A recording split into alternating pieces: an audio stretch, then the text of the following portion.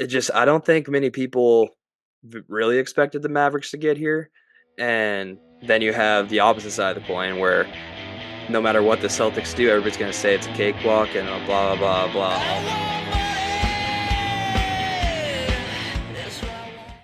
All right, we are back with another episode of the Barn is Burning slash BarnBurner Sports podcast. And got me and Bryce here today. And Bryce, how are you? Let's start there.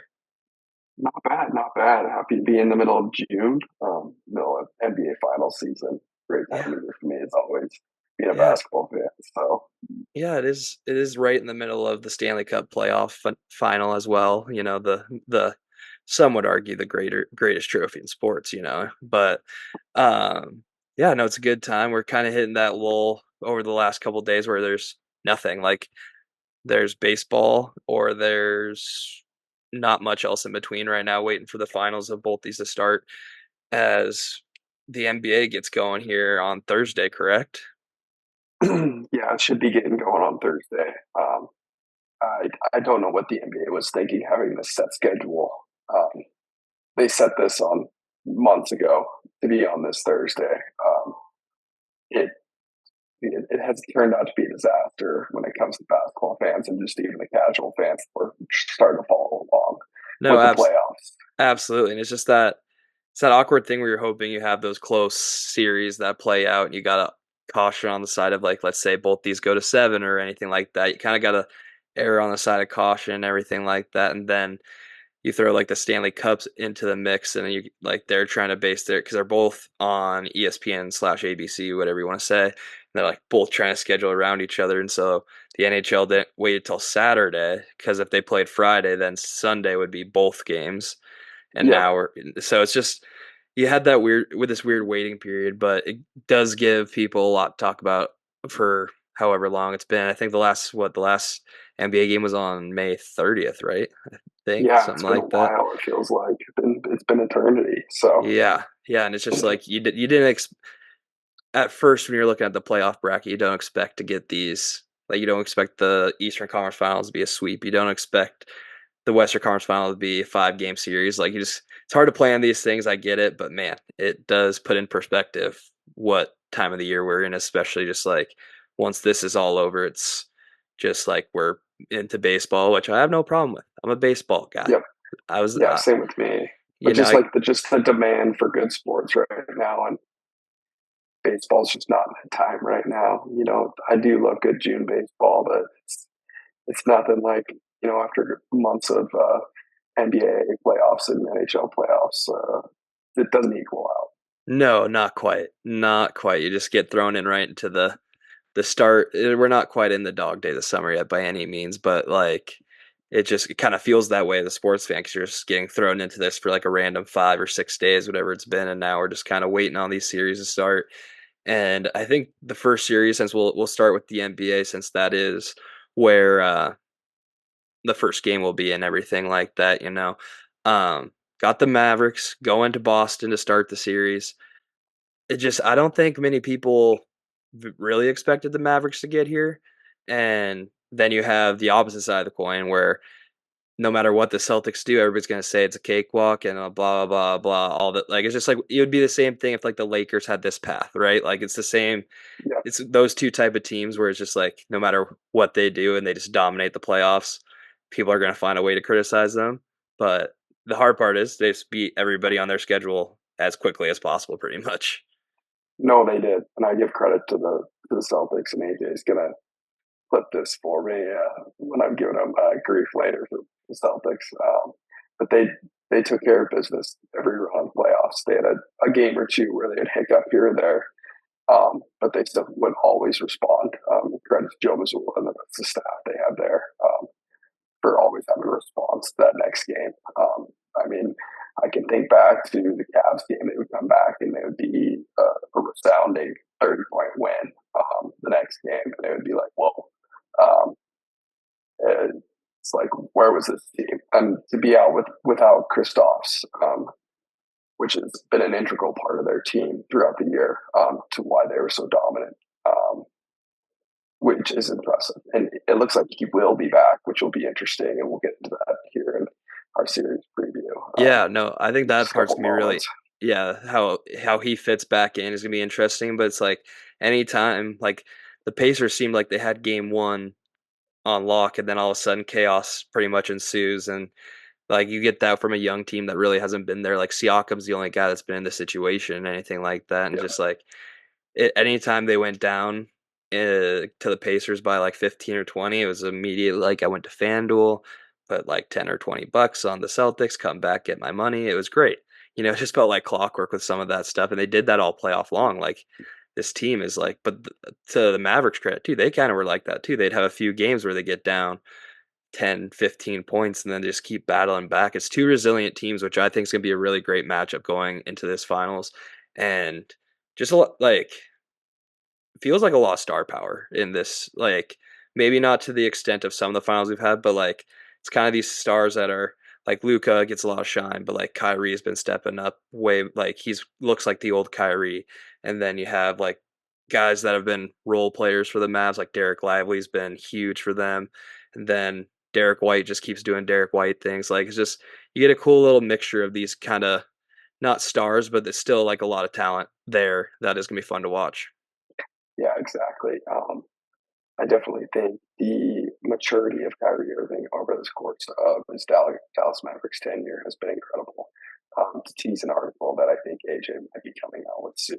AJ, you can cut this if you need, if this is not something you're doing. But he's definitely grown up a lot since coming with the Mavericks, and he's definitely complimented Luca quite well. And you can definitely see it with how this team operates. And I'm curious to see how this leadership goes into this finals, being the senior member, and I believe the only one on this team to be in the finals. I'd have to look at that, but off this Um, Dallas Mavericks team, pretty sure. I can, yeah, thinking off the roster off the top of my head, I think he's the only one that's been in the finals. Yeah. Um, Yeah, I think so too, and it's their starting 5 on paper might not be the most attractive starting 5 you've ever seen. Like, it's you got Luka, you got Kyrie, you got your 2 big names, but then you kinda look at Derrick Jones Jr. like, and then you kinda look at PJ Washington, like, his previous years hasn't had the success that he's having this year, and then between Gafford and Lively, you never know who's really starting between those 2, and it's just like it's not the most attractive starting lineup in the world, but they just have been playing together so well, and they're getting the job done. and since post All Star break, and since those trades, the Dallas Mavericks have been a different team. Um, in a very competitive West, I should say. They might be a 5 seed, but if you were to look at those West standings, they are not. It was a very tight race, and all those teams were down the wire. Derek Lively, it's impressive to look back at last season. A lot of people forget that the Dallas Mavericks got in trouble for tanking, um, and that's what they got in trouble for tanking, and they ended up getting him. So it's important to know, maybe tanking does work every once in a while. As they got a nice important role player, as he's been huge in these playoffs on the defensive end and on offensive end, I should say, with pick and roll with Luca and Kyrie. Um, Yeah. so Just seems like every time they attack the hoop and they throw a ball in the air, either him or Gafford's just been throwing it down for the alley oop. And, I love to see it for Derek Lively, the former Duke product. It's just kind of like he left. It's one of those things where it's like he was a one and done, but he left at, or I think maybe two, one or done or 2 year, but he left at the right time and it worked out where he's not an early pick, but he's kind of in that, like, what is he, 12th pick, I think? Let's yeah, say somewhere somewhere in around there there. where it's, I think they traded back to 14, maybe if I yeah, remember right in the draft. yeah, somewhere in there where it's like, it was the best time. Like if he stays, like what else? Like it like who knows what happens? But like just the right time for a player like that to leave and to come step into a perfect situation kind of for him. And it's been really fun to watch. It's been kind of fun to see his role grow too as the playoffs went on as Mm-hmm. well. Yeah. Um, yeah, and like just looking at my other notes that I have just for the overlook on this series, I have like this is going to be a series of role players for sure. I think your Jason Tatum's and your Jalen Browns, they're going to get their points. Same with Luca and Kyrie, they're going to find ways to contribute on the offensive end. So it's going to come down to your Tim Hardaway's. I think he's going to have to step up. Um, your your Daniel Gaffords, your Derek Lively's, your Derek Whites, and obviously it's going to come down to the health of Kristaps Porzingis. JJ Redick has his favorite thing that he says on his podcast is who's going to be the Alfred, not the Batman Robin, but who's going to complement that. He always is complimenting Derek White on being an ultimate Alfred. So he's going to need to step up for Jason Tatum and Jaylen Brown. But I think for the Mavericks, it's going to have to be PJ Washington or Derek Lively to substitute those points if they're going to want to hang around. Yeah, no, I agree. And like kind of talking in that realm, like of the difference makers, like you kind of said, like you hit on, I kind of think the same thing. It's like Luka and Kyrie and those guys for the Mavs, and you have Tatum and Brown for the Celtics. They're going to do their thing. They're going to get their points one way or another. Tatum hasn't had probably his best playoffs by any means, but he's done what he's needed to do in the bigger moments or anything like that. And it's been, so I'm curious, like if he's just going to be what he's going to be like this. To me, I think he's not I shouldn't say a question mark. He's still going to play well, but it's just like, are we going to get like, is this going to be time where Jason Tatum becomes a star and like just he is a star, don't get me wrong, but like, you know what I mean? That superstar status Yeah. where he just plays super well all finals. And then next year, looking into next year, we're like, okay, like this dude might be different now, you know? Well, you look at that with Luka Doncic as well. Like this is could be a huge time for the both of them, just storylines wise. Like the two of them could have like kind of a exponential rise when it comes to what's going to happen. It'll be interesting to see other things to bring up, like defensive matchups, just like general basketball stuff, like where they're going to put Drew Holiday. Is that going to be a Luka Doncic matchup or is that going to be a Kyrie Irving matchup? That's going to be interesting to see. The Oklahoma City Thunder, I think, did a little bit better job on Kyrie Irving than what the Timberwolves did, which kind of shocked me. Timberwolves, better defensive team, definitely let Kyrie run a little rampant, and Luka for that matter. But I'll be curious to see in game one here where they go with that. Yeah. Yeah, no, I agree. I think that I've been thinking about that too a lot is like what are these matchups gonna be? And like who's gonna take the responsibility of trying to maybe not shut one of those down, but like slow them down enough. Because if you let Kyrie and Luka do what they've been doing, you're not like I think they win the series. Like if that's how Mhm. if those two get their 25 to 30 a game that they were doing against the Timberwolves pretty much, like in their wins against the Timberwolves, I should say.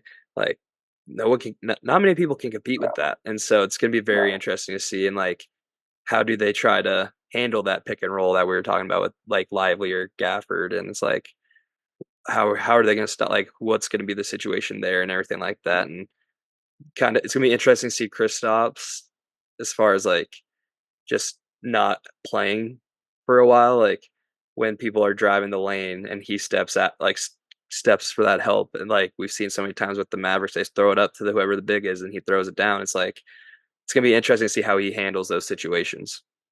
Yeah, and I almost wonder if I don't know if he's going to be healthy enough to go, if he's going to be on minutes restrictions or anything like that. But and I'll be interested. That's going to be another thing to see how the Mavericks go at Kristaps, depending on how much he's playing. That'll be another interesting matchup. Yeah, Stats wise, I just got a couple stats here. Kyrie's 0-10 in his last 10 games against the Celtics. should have never And stomped on the then logo. can't stop unlucky. And then I got a betting stat here for you. Since 2005, 6.5 point favorites in game one are 16-3 against the spread and 21-9 against the spread over the last 30. Huh. That's an So interesting one. I just that's a and then little like tidbit for you. especially being at home too, obviously, but yeah, I mean, you gotta like as far as like the nerves of everything go, you gotta think game one at home has gotta be maybe not tight, but like they've been in this situation before, which is the nice part. But it's gonna be interesting Yeah. to see how the Celtics come out and like if they do get behind, is it gonna be like the other series where they pull themselves out of it, or do they like potentially dig themselves too deep of a hole to try to keep up with these guys? If I'm a Mavericks better, personally, I'm looking at game two. The Celtics in general have been kind of struggling in that game two. They've also been weirdly struggling at home. Why the last two seasons have during the playoffs they've been barely above 500. So and you've seen them have some tight games. You saw that in the Pacers series. They should have lost game one.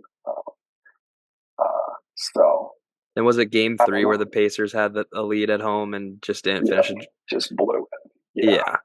Yeah. No, it's gonna be very interesting to see how that all kind of plays out and everything like that. And then looking over as a series, like as a whole, like if we're talking, it gets down to whoever wins in whatever games. We'll get to that in a second. But who out of like these like you got all these guys like MVP wise, like who do you think betting wise or just like who you personally think will, even if it's not a great betting return or whatever, who do you think is kind of like the go-to for like one of each team or a couple guys they think are kind of dark horses in there?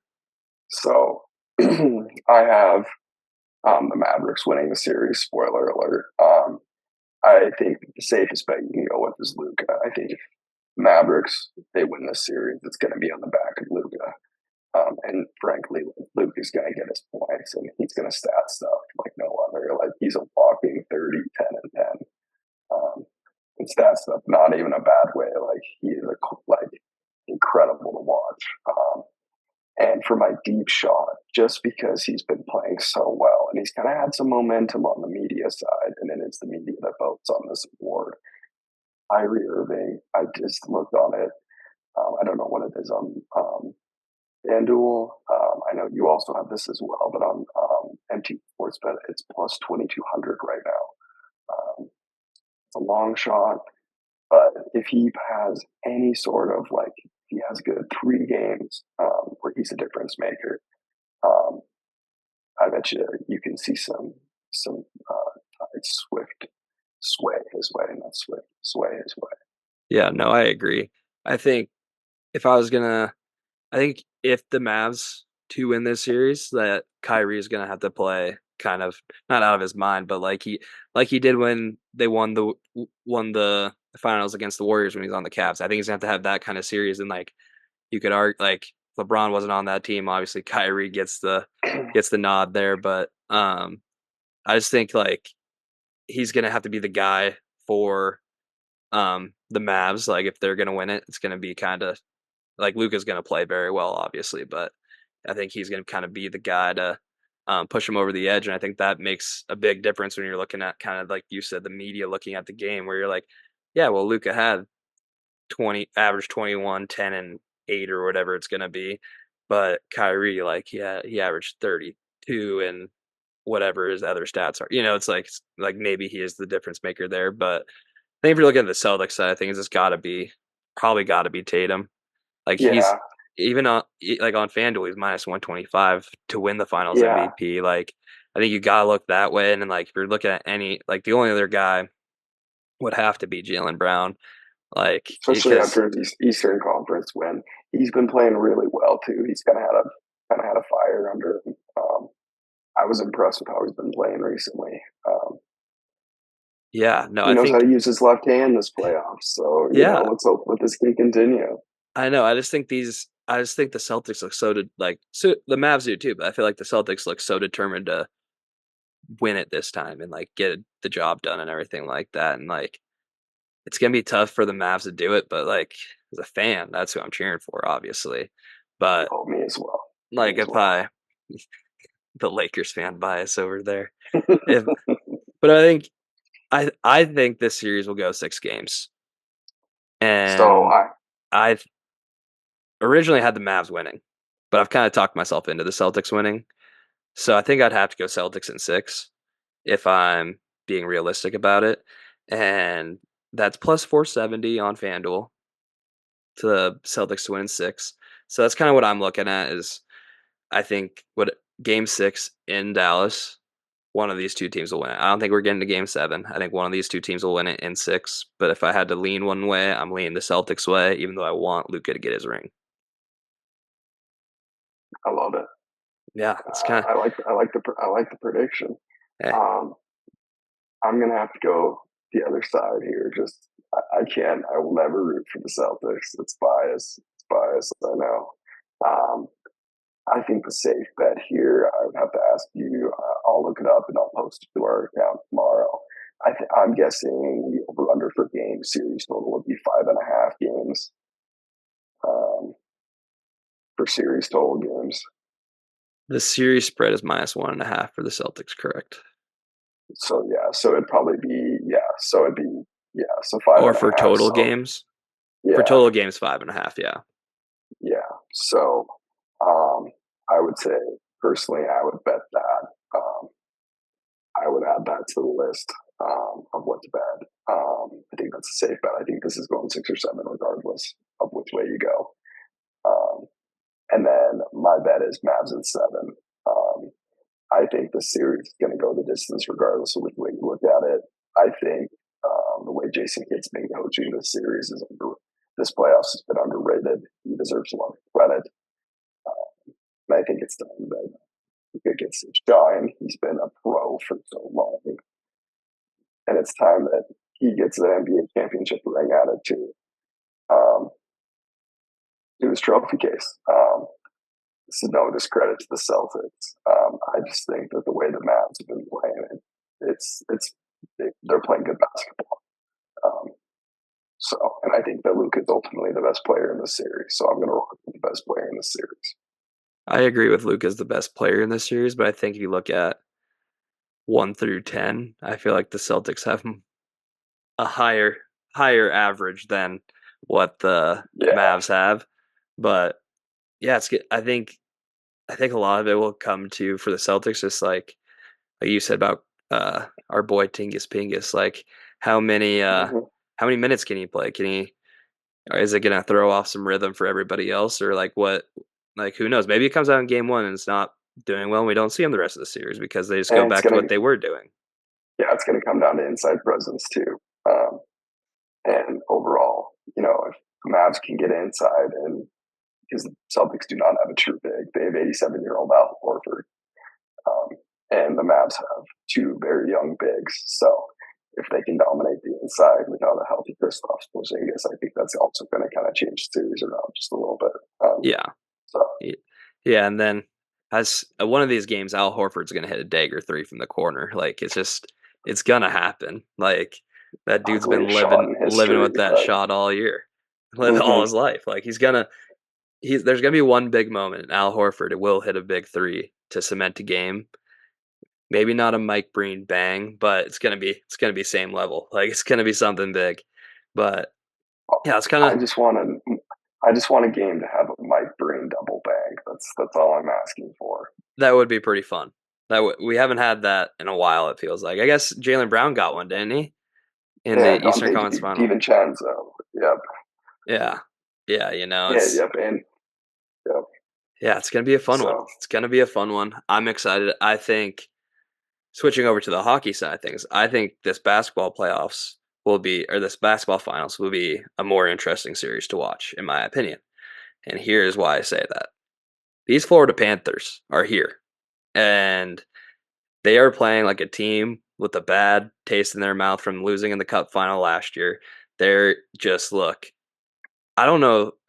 The Rangers had one of the best goaltenders in the NHL, and it just did not seem to matter at times. Like Shesterkin stole a couple games here and there, but I just think this Florida team is just I don't. I think Florida sweeps. I'm not even gonna lie about it. I think Florida sweeps +1 +1100. I think it's gonna be quick and done. Florida's gonna raise the cup, and it's just that's where we're going. so I saw you have this in your notes, and I am a recently, as in like the last year and a half, back into hockey. So hang with me here, audience. The Edmonton Oilers have been nothing but a wagon this playoffs. They've been very good, and I think you'll back me up on this. Power play machines. They do nothing but score on power plays. They they have quite possibly the best player in Connor McJesus, There's no and so arguably about it. That dude he is the best player in the world. Close second is Nathan McKinnon. Not a biased Avs fan at all, but yeah, no, that power play's been insane. But it's just I think if you look at the rosters, Florida's deeper. Florida's just a little bit better, and then you look at the competition that's been played throughout the playoffs. Nashville Predator or the LA Kings probably shouldn't have been in the playoffs, and that's who the Kings just played in the first round, or the Oilers played in the first round. Sorry. Then you got Vancouver versus Edmonton, and it seemed like neither team wanted to win that series, and then Edmonton just happened to win it.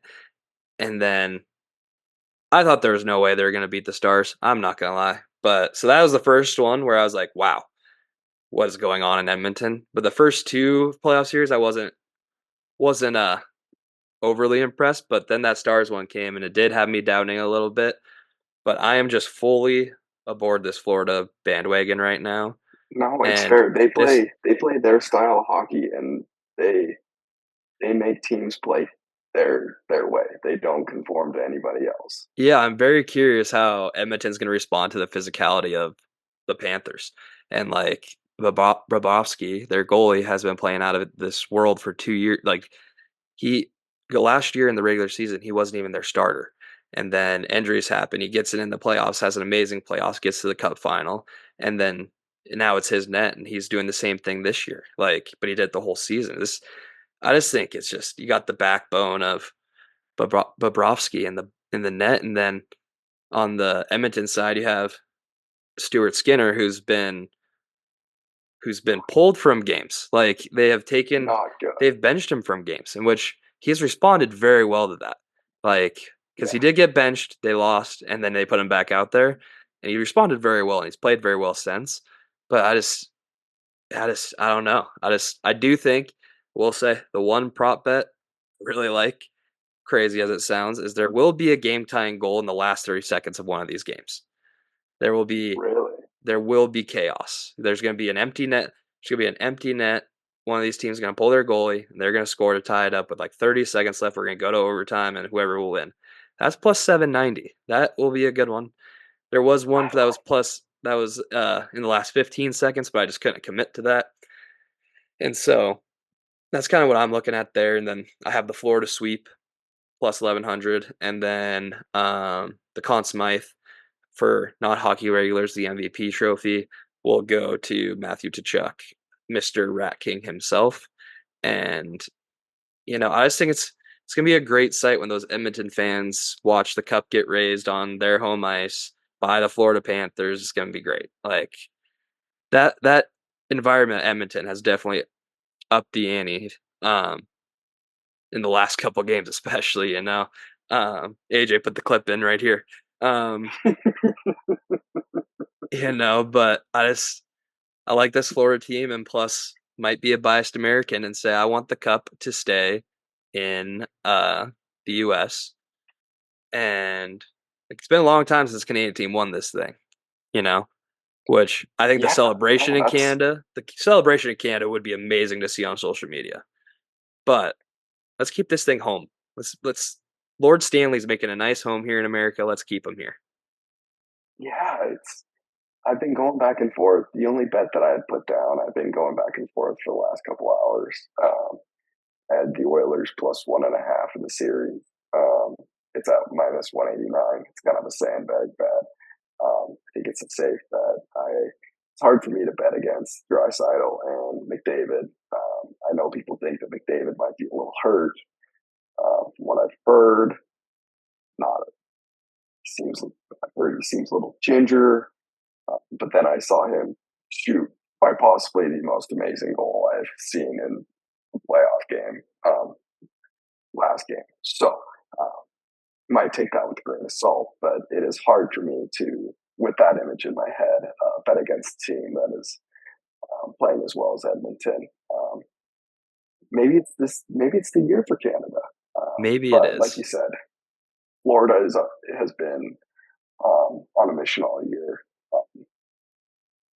Since they lost last year, it feels like they just picked it up and just kept it going. To my understanding, it's just been a freight train off the tracks. So Yeah, because you kind of get that. You either get the response of like not a team like kind of like a team like feeling bad for himself after losing, and kind of like we were so close. Will we ever get back?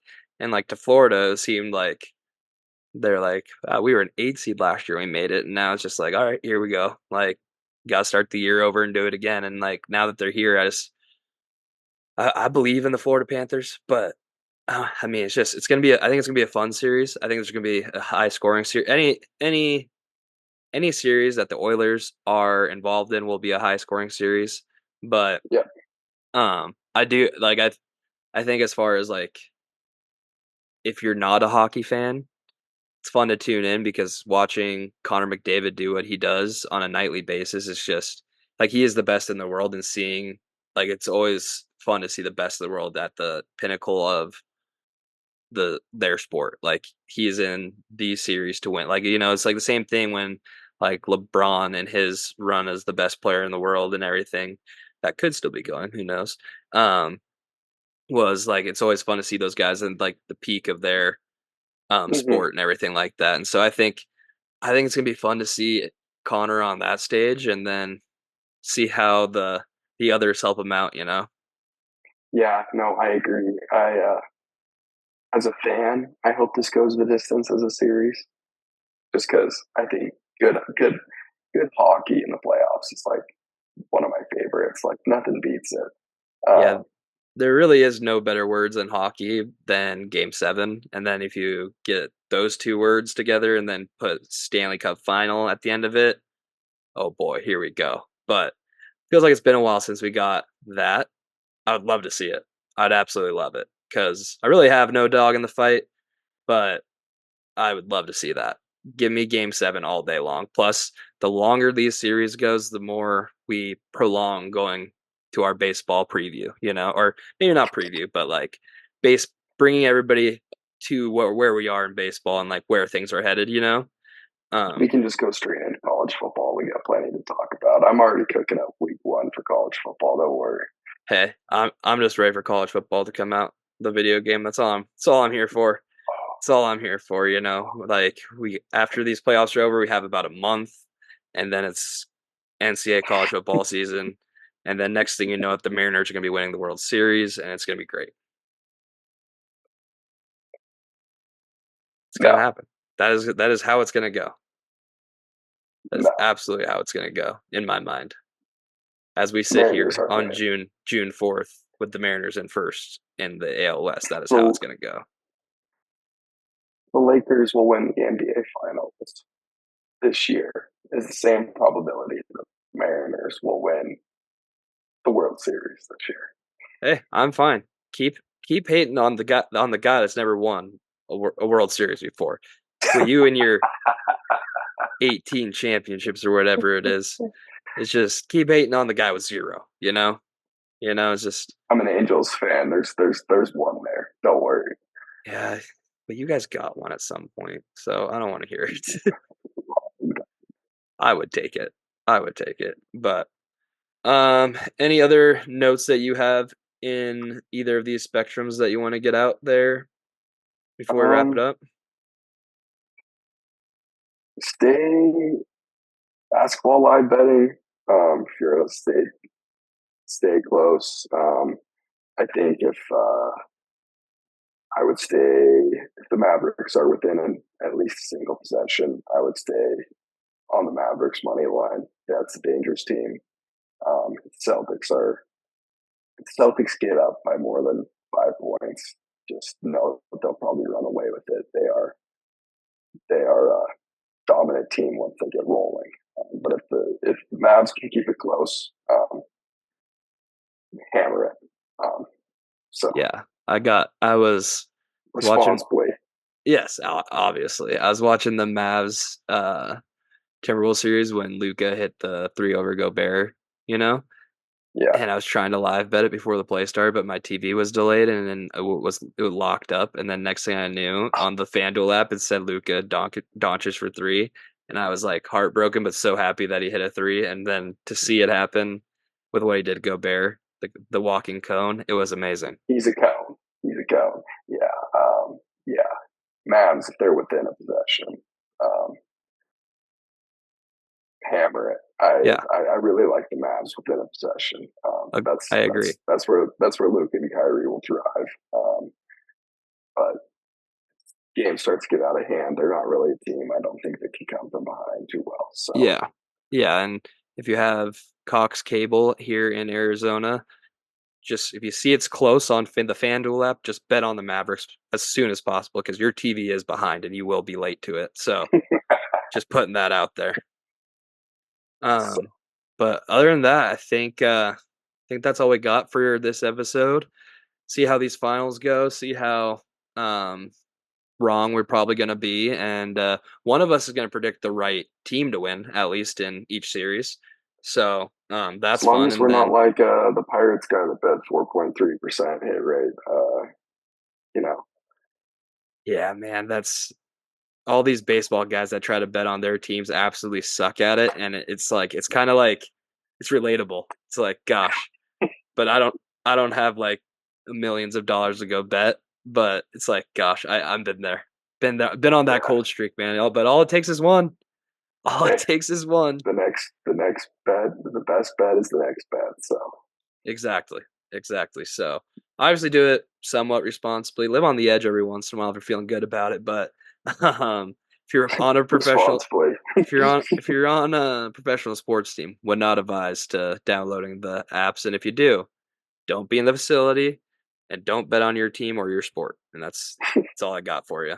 But all right. So, That'll be another episode. Probably do an episode here, who knows, probably after these finals are done, and probably do a little baseball like recap of where we've been, what's been happening and where we're at and what's coming forward. So I think that'll be the next one we hop on.